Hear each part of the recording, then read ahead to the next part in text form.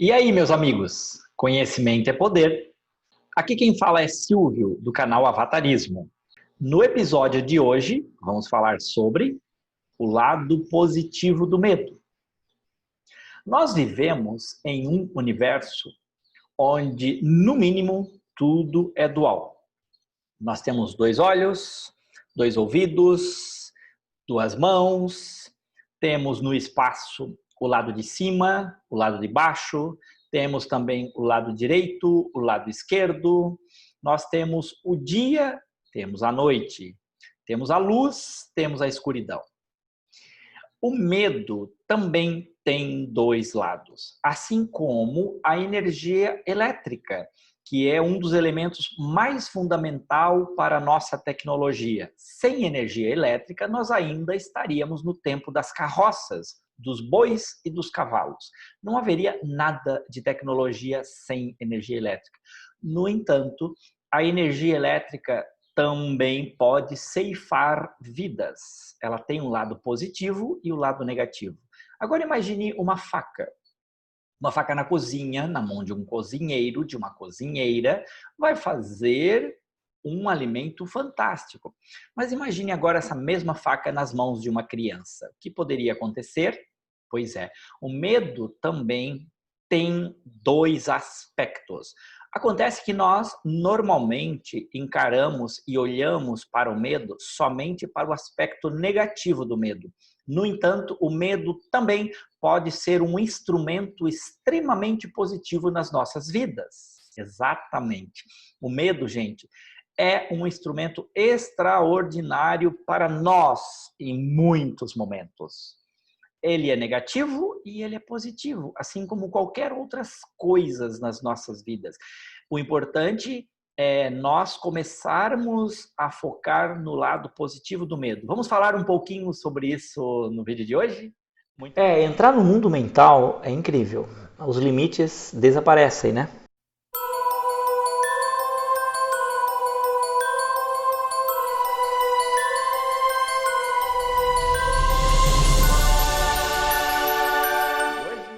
Muito bem. Quando que o medo é positivo? O medo é positivo porque ele é uma espécie de tempero para as nossas vidas. Imagine o sal. Se você tomar uma colher de sal, colocar na boca e for comer uma colher de sal, é terrível, horrível. Agora imagine o seguinte, uma feijoada sem sal, sem tempero do sal. Então, gente, o medo é um tempero fantástico da vida. E quando nós começamos a olhar para o medo como um instrumento de transformação e de equilíbrio, nós podemos começar a lidar com ele de outra maneira. Exatamente. A gente começa a buscar o equilíbrio. Quando existe medo demais, é ruim. Quando existe medo de menos, é ruim. Isso me faz lembrar uma ocasião em que eu fui procurado por uma mãe, eu a havia atendido e ela veio me procurar para que eu atendesse o filho. O filho tinha medo zero de dirigir.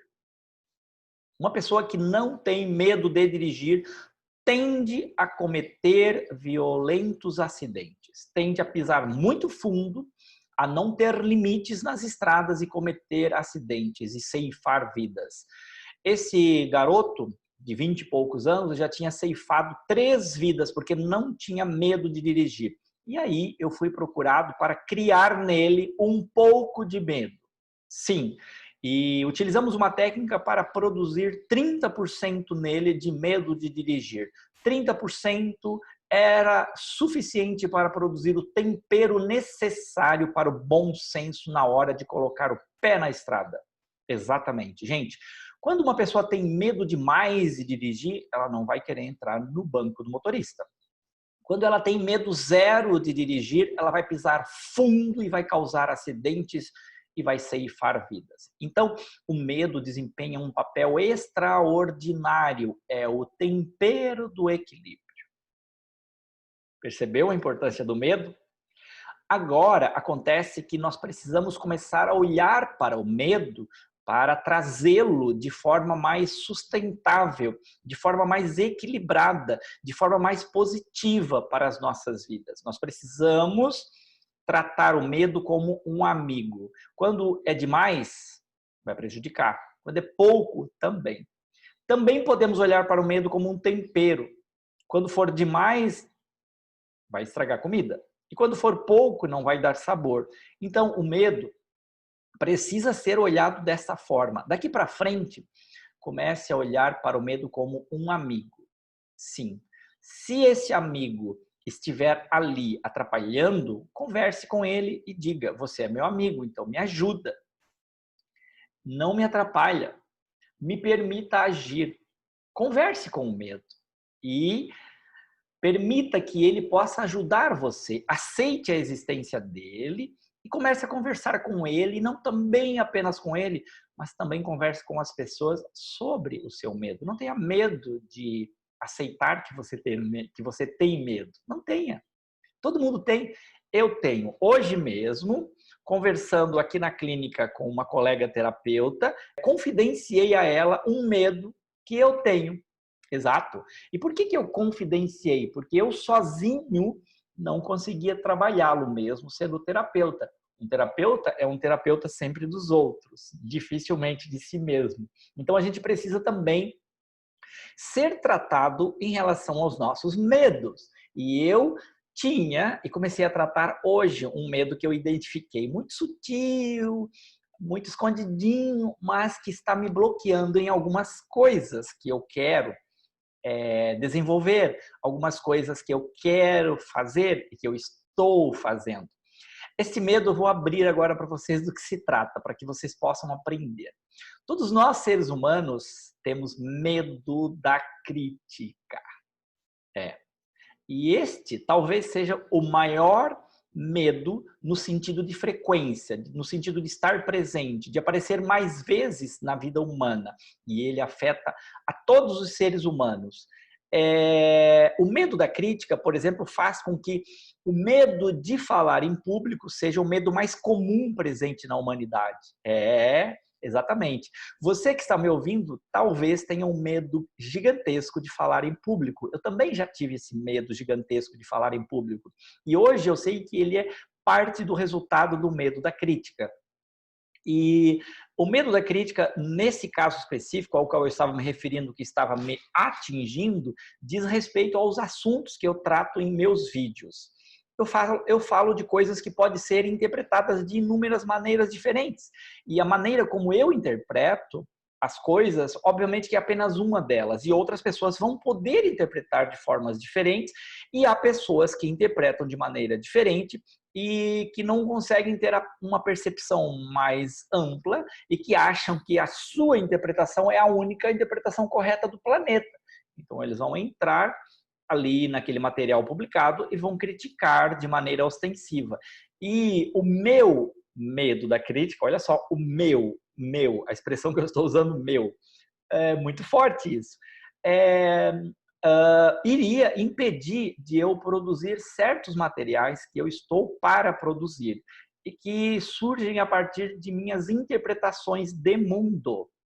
Então, o medo estava me barrando de fazer e desenvolver esse projeto de uma forma mais intensa, mais ostensiva, mais rápida, mais efusiva, mais profunda. E no tratamento que começou a ser realizado comigo hoje para tratar este medo da crítica, eu já comecei agora a trazer para falar com você sobre o medo. E desenvolver esse aspecto que tem relação comigo e que eu aceito, que eu tenho medo da crítica, mas que eu preciso desenvolvê-lo. E eu já desenvolvi bastante o medo da crítica, na verdade. De certa forma, em relação à média das pessoas, eu já sei lidar com o medo da crítica. Mas, dentro do projeto que eu tenho para realizar, é algo completamente novo e, de certa forma, novo na face da Terra. Esse projeto que eu estou desenvolvendo, uma coisa completamente nova. Ela trata de sonhos conscientes. É um conceito que não existe na Terra ainda. Hoje nós tratamos dos sonhos espontâneos, que é aquele que todo mundo tem quando está dormindo. Existe também os sonhos lúcidos, que é você poder acordar dentro dos sonhos. E eu criei um conceito, uma ferramenta nova que permite nos levar a sonhos conscientes. Porém, como esse conceito não existe, surgiu lá dentro de mim um medo da crítica. Ah, o Silvio está aí querendo criar uma coisa nova, mas na verdade, como ele não é capaz de criar uma coisa nova, ele vai ser acusado disso, daquilo, daquele outro. A verdade é que sim, nós somos capazes de criar coisas novas. E eu também sou, como qualquer ser humano, de criar coisas novas. Eu preciso aceitar. Na verdade, eu já aceito, mas eu preciso aceitar de uma forma ainda mais profunda. Mas veja só o que o medo estava causando, me impedindo. Mas, ao mesmo tempo, eu recebo. Eu recebo esse medo com carinho, eu recebo esse medo com atenção, e no sentido de compreender as pessoas que não me compreendam. Exatamente. E eu começo, então, a trabalhar isso. Não começo, já fiz isso lá atrás, mas eu ainda precisava fazer mais intensamente, porque faltava. E hoje eu dei mais um passo, aceitando o medo que eu tinha dentro de mim como um tempero necessário para o bom senso. Para um bom senso no sentido de fazer o que eu preciso fazer com racionalidade, com respeito a todos, aqueles que aceitam, aqueles que não aceitam, aqueles que acreditam, aqueles que não acreditam, e sobretudo uma coisa também que hoje me veio é o meu compromisso com a seriedade, o meu compromisso com a honestidade, o meu compromisso com a congruência. Eu tenho a necessidade de ser congruente, porém, às vezes, a minha necessidade de ser congruente pode se estender a querer que os outros percebam a minha congruência. Porém, nem todo mundo vai perceber a minha congruência, porque às vezes até eu posso cometer um erro em um dos meus vídeos e falar alguma coisa que está equivocada. Eu também tenho o direito de errar. Se eu acertar 90% e errar 10%, a minha nota é 9. E eu preciso aceitar que eu posso errar 10%. Eu não sou um ser humano perfeito. E eu posso até errar 20%. E por que não errar 30% e ter uma nota 7? Se eu tiver uma nota 7, eu já vou passar. Mas olha só, eu quero que seja 10, como todo mundo quer que seja 10. E sempre. Então, eu ensino isso, esse princípio de que nós precisamos aceitar nossas limitações. Mas nesse caso específico, eu não havia percebido que eu estava querendo exigir 10 de mim mesmo sobre um determinado assunto, sobre esse projeto que eu estou desenvolvendo, que vou trazer a público para as pessoas poderem acessá-lo, para as pessoas poderem conhecê-lo, para as pessoas poderem crescer a partir dessa ferramenta que eu estou trazendo. Mas como ela é nova, como ninguém nunca fez isso na Terra, chegou a me dar pavor, gente. Olha o medo, o tamanho do medo. Cara, uma coisa nova que ninguém nunca fez. Como é que eu vou lidar com isso? Como é que eu vou lidar com as críticas? Só que, nisso tudo aí, agora que está me surgindo, nesse momento, não agora, já me surgiu antes, mas agora vem num outro contexto, ainda mais amplo, porque à medida que eu vou falando, as coisas vão ficando mais claras na minha mente. Eu sei muito sobre esse assunto, então eu vou poder responder todas as minhas perguntas, e se eu não souber responder, eu simplesmente vou dizer não sei. Afinal de contas, um dos maiores mestres do saber, que eu admiro profundamente, que é Sócrates, dizia: quanto mais sei que menos sei. Sócrates dizia que sabia nada, que aceitava que sabia nada. Então eu também aceito que sei pouco, mas ao mesmo tempo, quem mais sabe sobre esse assunto sou eu. Porque eu o desenvolvi. E quem chega, vai chegar com um monte de preconceito ou com um monte de curiosidade, querendo saber o que tem ali. E eu preciso respeitar esses dois grupos de pessoas. As pessoas que chegam com preconceito, porque elas não sabem a importância de coletar dados para poder tirar a conclusão somente depois.